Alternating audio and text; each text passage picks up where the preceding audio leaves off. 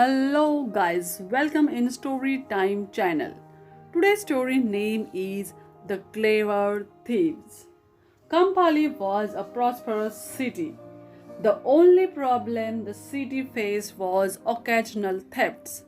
The city was home to some really clever thieves who made merry even when the king placed many guards all over town. One of the cleverest thieves was Ramu. One night, when Ramu was out of the streets looking for a good place to burglar, he noticed another man walking down the street. There's a saying that it takes one thief to recognize another. And Ramu immediately guessed that they were one of the same profession. The other man's name was Bhimu.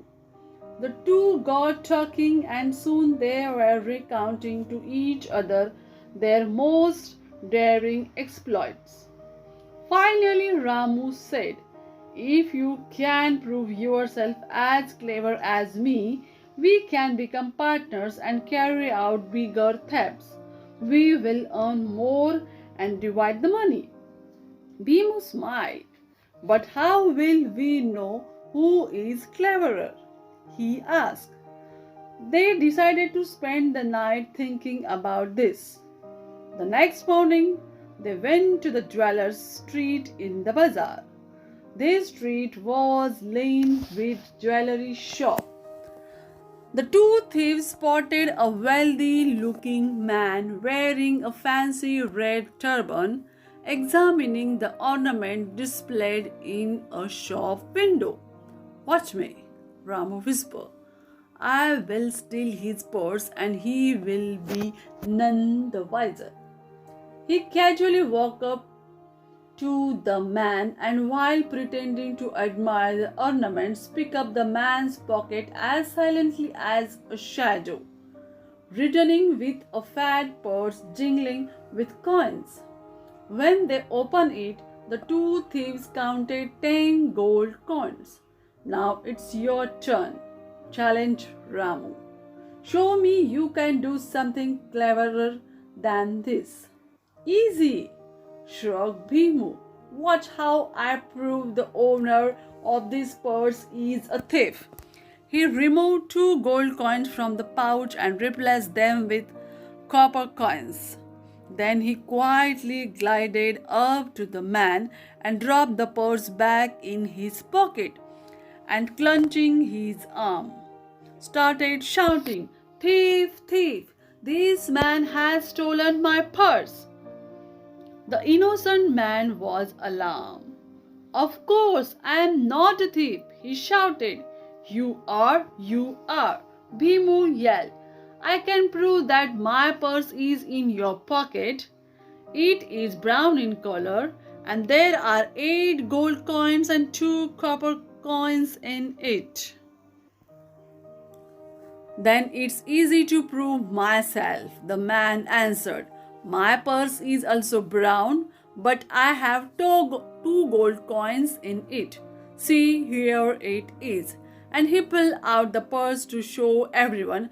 But to his horror, when they counted the coins, there were 8 gold and 2 copper coins.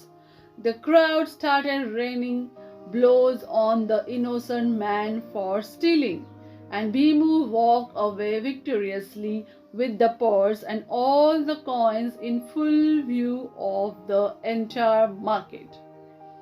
Ramu and Bhimu became fast friends and partners in crime so that they could pull their cunning and pull off even more daring thefts. They decided to burgle nothing less than the royal treasury. There were many guards in front of the treasury door, so Ramu made a hole in the roof. The two slid down from there, helped themselves to all kinds of treasures and slipped out same way. They closed the hole carefully behind them. The next morning, entire court was in uproar. The city's thieves had become too daring. They had stolen from the treasury. While everyone was scratching their heads trying to understand how the thieves had done it, the king's wise old minister suggested they must have surely dug a hole somewhere to come in and covered it up on their way out. The best way to find the location of the hole is to close the room and fill it with smoke. If we see the smoke escaping, it will show us where the hole was made. Sure enough, when they did this, they found that a hole had been made in the roof. The minister had a plan to catch the thieves. "I'm sure there were two of them," he said. "Let's not tell anyone about this. Now that they have discovered a way to get into the treasury, they will try again. I have an idea. Keep a drum of glue right under the hole, where the first thief will fall in. He will get stuck, and the other one will escape. But we will catch him after questioning the one we catch." The king ordered that this plan be carried out. When Ramu and Bhimu came to steal again, Ramu got stuck in the barrel of glue. He told his friend, "You run. I will not tell them anything about you." Bhimu was as cool as cucumber. "Don't worry, Ramu. Here, have this medicine. I will make you sleep and slow your heartbeat so much that people will think you are dead. After that, leave it to me to rescue you." Bhimu escaped after giving the medicine to Ramu. By the time the king's guards stormed into the treasury, they found only Ramu lying in the drum, looking quite dead. The minister suggested, "We will keep the dead body outside the doors of the fort. We will place many guards around it, and as soon as someone comes to claim the body, we will know he was this theft friend." So they placed Ramu outside the fort, and the soldiers waited for someone to come, but no one did. When it was getting dark, an old man walked up pushing a creaking cart filled with jugs of wine. He hobbled up to the bored soldier and said, "Will you please help me push this cart? I am old, and these jugs of wines are heavy. I will give you one jug as a payment." The soldiers refused. "Can't you see this body laying here? It is very important body. He is a dangerous criminal. We cannot leave the body for even a minute. Go on now, old man." The man, who was really Bhimu in disguise, said in a sad, feeble voice, "All right then, if you would rather guard a corpse than help a weak, elderly man." And he started pushing his cart up to the road. The soldiers now felt bad. They also wanted the wine that they could hear sloshing around in the jugs. "No one has come to claim this corpus today. How does it matter if we leave it for a few minutes and help an old man?" they told each other. They went up to the cart and started pushing it. Bhimu gave them one jug of wine in which he had mixed a sleeping medicine.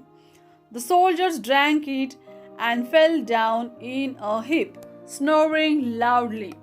Bhimu hurried up to where Ramu was lying and gave him a dose of another medicine to wake him up from his death-like sleep. No sooner was the medicine poured into his mouth, then Ramu awoke as good as new. He dashed off, taking the cart with him. The Bhimu, still dressed as an old man, lay down among the soldiers, pretending to be fast asleep.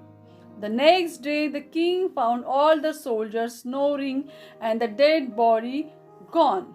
Bhimu too woke up when the others were shaken awake and pretended to lament the loss of his cart of wine. Your magic dead body cast a spell on all of us and stole my cart. It was my one and only possession. Oh, how will I make a living without it? He wailed loud and long. The king's men shoo him away. Off with you, all this is your fault. Go, before we'll lock you in jail. Bhimu walked away from there, sniffing about his lost cart. This time the wise minister could think of no other clever plan to catch the thieves. They seemed to have studied the craft of thieving very closely. He remarked, "My suggestion is, Your Majesty, you make an announcement saying they are pardoned and they can work for you, helping you solve cases of burglary and other crimes." The king did just that. Ramu and Bhimu, who were by now bored of being thieves, joined the king's service. This is how the king caught the cleverest thieves in his kingdom, by turning them into the policemen. Now, this is the end of the story. Do you like this? Then comment it. Subscribe my channel. Bye bye.